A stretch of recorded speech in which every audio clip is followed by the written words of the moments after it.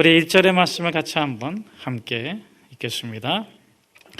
율법은 장차 올 좋은 일의 그림자일 뿐이요 참 형상이 아니므로 해마다 늘 드리는 같은 제사로는 나오는 자들을 언제나 온전하게 할 수 없느니라. 오늘 본문의 주제는 그림자와 참 형상입니다. 예수님께서 단번에 영원한 구원을 이루셨습니다. 참 형상이기 때문입니다. 그러나 율법은 그림자입니다. 율법을 믿고 율법을 따르는 자도 그림자일 뿐입니다. 언젠가 사라집니다. 그러나 참 형상이신 예수 그리스도를 믿고 따르는 자는 사라지지 않습니다. 지워지지 않습니다. 어둠 속으로 묻히지 않습니다. 참 형상이신 예수 그리스도와 함께 진정한 삶을 살게 되는 것입니다. 이 말씀을 좀 더 나누기 전에 율법이란 무엇인가 정의해 보겠습니다. 여러분, 율법이 무엇입니까? 본문에서 율법이란 협의적으로는 구약의 율법을 의미합니다. 유대인들의 율법입니다. 광의적으로는 세상의 모든 이즘, 종교, 제의 행위를 말하는 것입니다. 세상의 모든 종교적 행위, 종교를 대표하는 것이 율법입니다. 사람들이 율법을 통해 무엇이든지 주장하고 있다면 원하는 것이 있는 거예요. 청와대 앞에서 데모를 하는 사람들이나 산속에서 돌을 닦는 사람이나 소를 잡고 양을 잡아 제사를 드리는 사람들이나 원하는 것은 그림자가 아닙니다. 참 형상을 원하는 것입니다. 참 형상을 얻기 위해 심청이는 임당수에 몸을 던졌습니다. 넌개는 남강에 투신했습니다. 그림자를 얻고자 함이 아닙니다. 이수신처럼 목숨을 버려서라도, 그림자인 자신은 없어져서라도 참 형상을 얻고자 함입니다.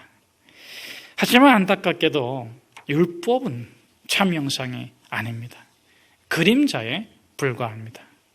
아무리 율법을 잘 섬기고 따른다 할지라도 사두개인이나 바리새인처럼 섬기고 이수신이나 논개처럼 목숨을 버린다 할지라도, 그가 모세요 아론이라 할지라도 율법을 따르고 있다면 그림자일 뿐입니다. 여러분은 어떻습니까? 무엇을 쫓고 있습니까? 무엇을 믿고 있습니까? 무엇을 신봉하고 있습니까? 당신도 마침내 사라질 그림자가 아니던가요? 사람들에게 너는 그림자다, 너는 가짜다, 너는 헛거야, 이렇게 말하면 되게 싫어합니다. 화를 내죠. 왜냐하면 정곡을 찔렀거든요.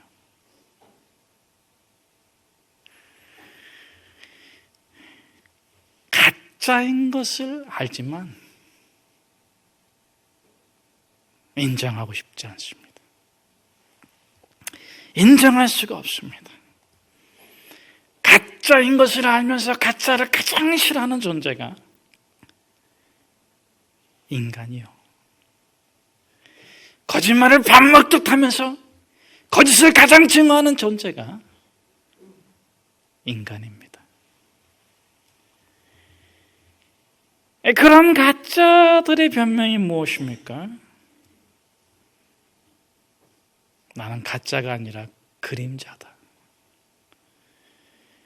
나는 참 형상을 찾아가고 있는 중이다. 여러분, 그림자는 가짜인데 가짜가 진짜를 찾는다고 진짜가 될 수 있을까요? 거짓이 진리를 만난다고 진리가 될 수 있을까요? 가짜는 진짜를 찾을 수 있고 만날 수 있지만 진짜가 될 수는 없습니다. 진짜 옆에 있고 진짜의 친구가 되었다고 해서 진짜가 되는 게 아니에요. 진짜 가짜 친구가 되는 거죠. 가짜가 진짜가 되려면 가짜가 죽어야 합니다. 100만 번을 죽어서라도 태어날 때부터 진짜로 태어나야 됩니다. 그림자를 진짜로 태어나게 하는 것, 이것이 믿음입니다. 율법이 가짜를 진짜로 만들지 못해요. 이즘이나 주의가 가짜를 진짜로 변화시키지 못합니다. 여러분, 노력해서 되는 게 아니에요. 애쓴다고 해서 되는 게 아니에요. 가짜가 노력하면 노력할수록, 애쓰면 애쓸수록 짝퉁이 됩니다. 진짜의 탈을 쓰고 있을 뿐입니다. 그런데 안타깝게도 양의 탈을 쓴 늑대가 더 무서워요.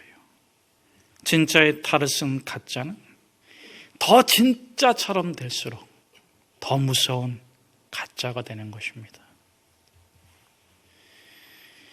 가짜가 진짜가 되기 위해서는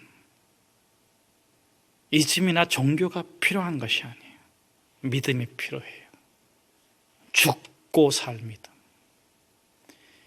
죽어도 가짜가 안 되겠다는 믿음. 죽어도 진짜로 죽겠다는 믿음. 절대 믿음입니다. 선택의 믿음이 아니에요. 필수의 믿음이 아니에요. 이 절대 믿음은 우상이나 잡신들에 대한 믿음이 아닙니다. 유일하신 하나님에 대한 믿음입니다. 이 절대 믿음은 일방적이지 않습니다. 관계적입니다. 내가 하나님 믿고 싶다고 해서 믿을 수 있는 게 아니에요. 하나님을 만난 자만이 하나님을 믿을 수 있습니다. 이 절대적 믿음은 진리의 믿음입니다. 진리를 아는 믿음이죠. 거듭남, 죽고 사는 것이 무엇인지 압니다. 오늘 히브리서의 저자인 사도 바울은 스데반을 죽인 장본인이에요. 바울이 그림자의 인생을 살 때 자신이 그림자라고 말해준 그 스데반이 그 복음이 너무 싫어서 교회를 핍박하고 스데반을 돌로 쳐 죽였습니다. 그리고 나서 이 사도 바울이 다메섹 도성에서 예수 그리스도를 만났습니다. 그 영이 참 형상으로 거듭났어요. 스데반을 죽여서라도 진짜의 탈을 써서라도 그림자의 삶을 감추고 싶었던 바울이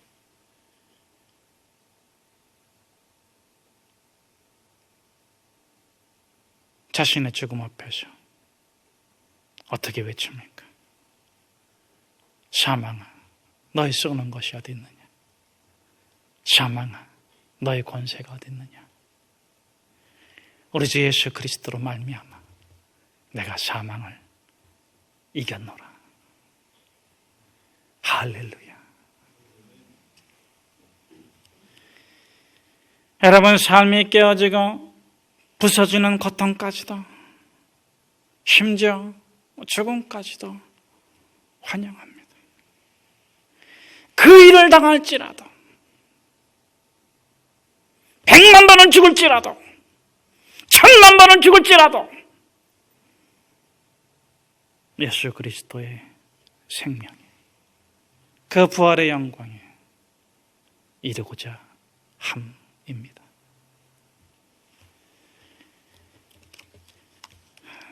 우리 2절에서부터 4절까지 말씀을 같이 한번 함께 읽겠습니다.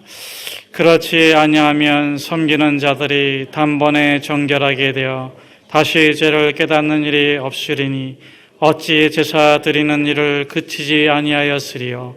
그러나 이 제사들에는 해마다 죄를 기억하게 하는 것이 있나니 이는 황소와 염소의 피가 능히 죄를 없이 하지 못함이라. 오늘 본문은 율법은 그림자이고 예수 그리스도는 참 형상이다, 이렇게 말씀하시고 나서 그림자가 이룬 일과 참 형상이 이룬 일의 차이점을 얘기하고 있습니다.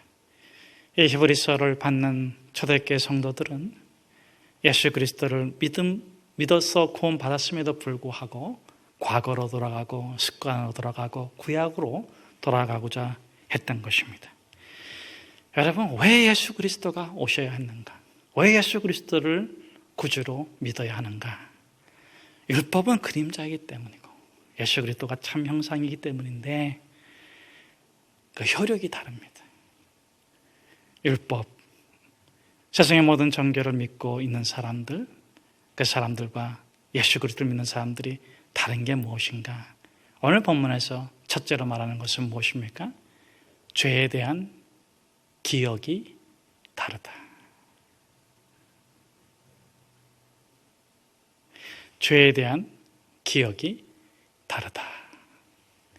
이제까지 살아오시면서 죄를 한 번도 안 지으신 분 손 들어보세요. 저만 손 들었습니다. 할렐루야, 할렐루야. 감사합니다, 여러분. 저한테 손 들 기회를 주셔서 감사합니다. 여러분, 이 땅에서 이제까지 살아오면서 오래 산 것의 가장 큰 수치는 아픔을 많이 겪었다. 질고를 많이 겪었다. 못 당할 일을 많이 당했다. 그럼에도 불구하고 죽지 않고 살고 싶은 게 인간이에요. 왜? 삶은 그만큼 가치가 있고 영화롭기 때문에 오래 살수록 영생에 대한 갈망이 큽니다. 반드시 살아야 되기 때문에.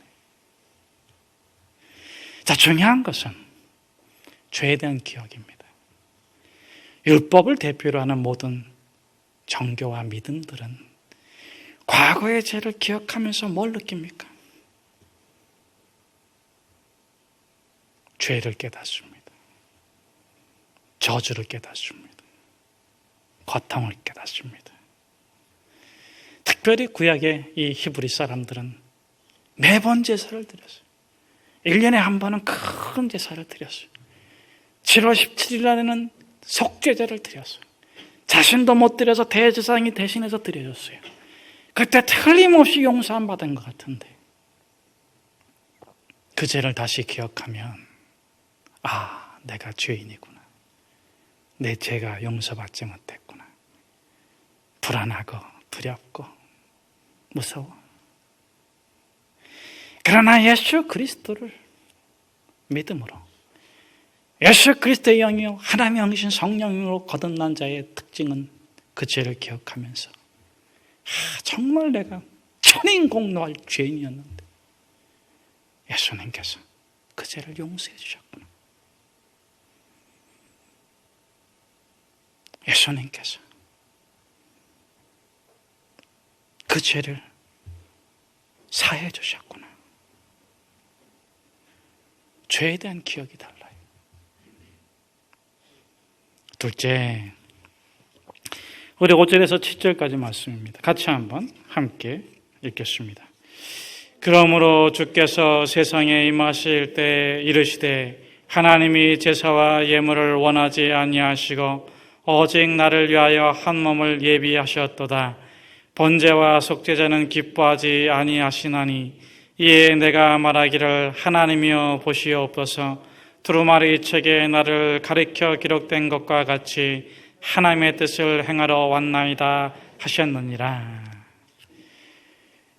율법 그림자를 따르는 사람과 예수 그리스도 참 형상을 따르는 사람의 차이점이 무엇인가?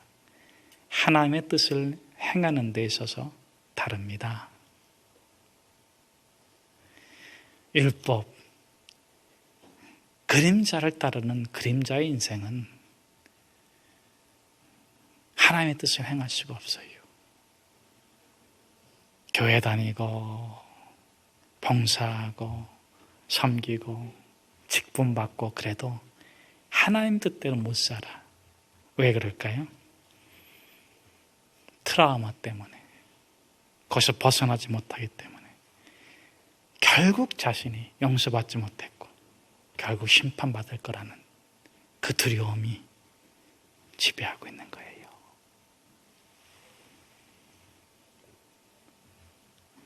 에이그, 내가 언젠가는 죗값을 치러야지. 그러고 있어요. 여러분은 아닙니까? 그렇다면 여러분은 참된 형상을, 예수 그리스도를 믿고 따르는 자들일 것입니다.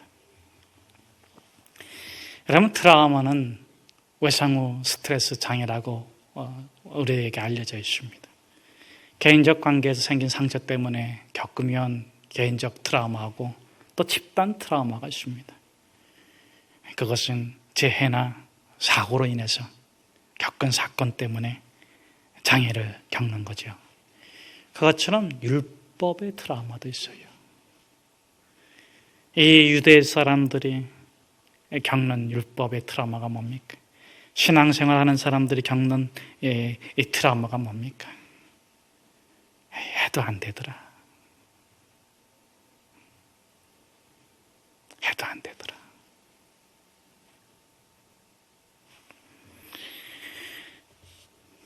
제가 친한 한 목사님이 계신데 그 목사님 교회는 여자 장로님만 계세요. 제가 한번 솔직하게 물어봤어요. 저희 교회도 이제 장로 선출을 앞두고 있는데 저희 교회는 남자 장로님들만 계신데 남자만 뽑는 게 아닙니다. 가정의 대표를 뽑는 거죠. 가정의 대표, 장로님, 우리 장로교인데 장로는 엘더가 아닙니다. 프레스비테리안, 대표자를 뽑는 것이 대표자입니다. 가정의 대표자를 집사로, 장로로 이렇게 뽑는 거예요. 여자분이 가정의 대표다 이런 분들은 이번에 나오셔도 괜찮겠습니다. 제가 그분에게 물어봤어요. 왜 여자분만 장로님으로 세웠냐? 했더니 자기는 아버지에 대한 트라우마가 있대요. 아버님이 돌아가셨는데 아버지 그러면 너무 무섭대. 아버지가 앞에 딱 서 있으면 오금이 저린대요. 그런데 그 아버지에 대한 그 트라우마가 나이 든 그 남자분들에게도 나타난다는 거예요. 그래서 평상시에는 아주 밥도 잘 먹고 운동도 같이 잘하고 성경 공부도 하고 같이 다 잘한대요. 그런데 뭔가 중요한 것을 결정하고자 할 때는 갑자기 얼음이 된대. 자기의 그런 트라우마를 알기 때문에 교회에 설명을 하고 양해를 구했더니 그러면 여자분만 장로로 세워도 괜찮겠다고. 그래서 여자분만 2분 장로님이 되셨습니다. 여러분, 권위자에 대한 트라우마. 어떤 사람은 또 공간에 대한 트라우마가 있어요. 공황장애가 그런 거 아니겠습니까? 갇혀있는 공간에 들어가면 견디질 못해. 비정상적으로 행동해. 그러니까 빨리 문을 열어줘야 됩니다. 상처, 트라우마. 자, 그런데 제가 여러분들에게 말해드리고 싶은 건 뭐냐면 트라우마에 지배받는 이유가 뭐냐? 상처에 지배받는 이유가 뭐냐? 상처 때문이 아니에요. 믿음이 없기 때문에 그래요. 똑같은 상처를 겪었는데 똑같은 부모 밑에서 아들, 형제로 자랐는데 한 형제는 트라우마가 있고 한 형제는 트라우마가 없어. 믿음이 깨졌으면 5분을 못 기다리는 거예요. 집에서 부모와의 믿음이 깨졌으면 밖에 나가서 5분 기다리면 1개 더 먹을 수 있어? 너 5분 더 노력하면 너 2개 더 먹을 수 있어? 그걸 못 믿어. 못 견뎌.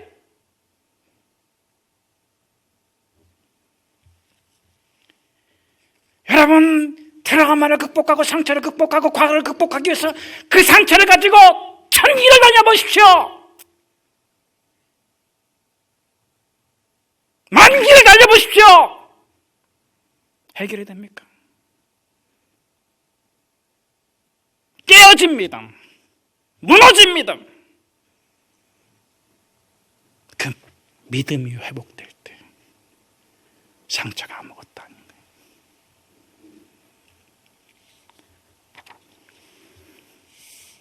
자라에 놀란 가슴 소뚜껑 보고 놀란다 그러잖아요.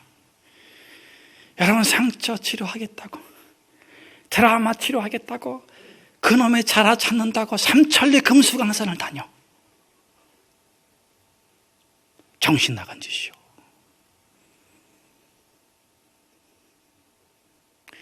그 자라 잡아봤는데 자라가 아니야. 언제까지 그 짓을 할 것입니까? 이놈이 아니네, 이놈이 아니네, 저놈인가 봐요. 여러분, 그 자라 찾아다닐 필요 없어요. 소뚜껑 어루만지면서, 부뚜막에 있는 소뚜껑 어루만지면서, 너는 소뚜껑이다, 너는 소뚜껑이다.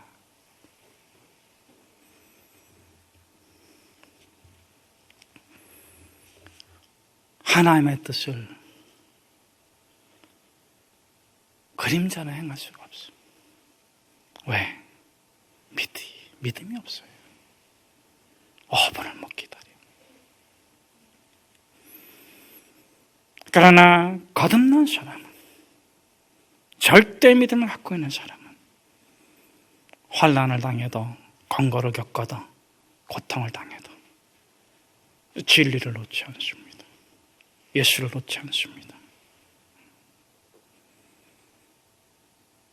환난이 영광이 될 것입니다. 우리 8절에서 10절의 말씀을 같이 한번 함께 읽겠습니다.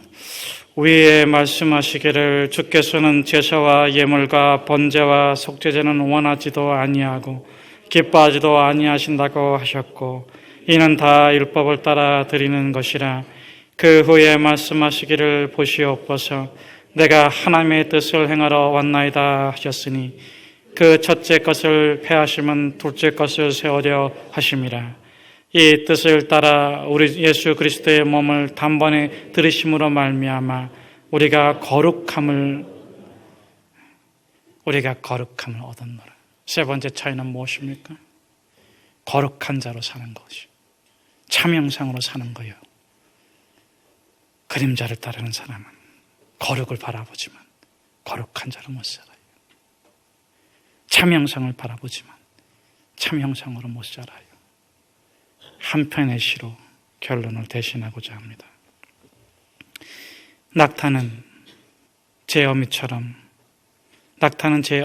어미처럼 짐꾼 앞에 무릎 꿇고 등을 주지만 사자는 제 어미의 어미처럼 그 누구에게도 몸을 굽히지 않는다. 채찍을 기억하는 낙타는 채찍 안에서 자유를 누리지만 정글을 기억하는 사자는 자신에게서 자유를 찾는다. 낙타는 짐꾼을 기억하며 무릎 꿇고 사자는 초원을 기억하며 무릎을 세운다. 사자는 절대로 짐을 지지 않는다. 예수의 사람은 절대로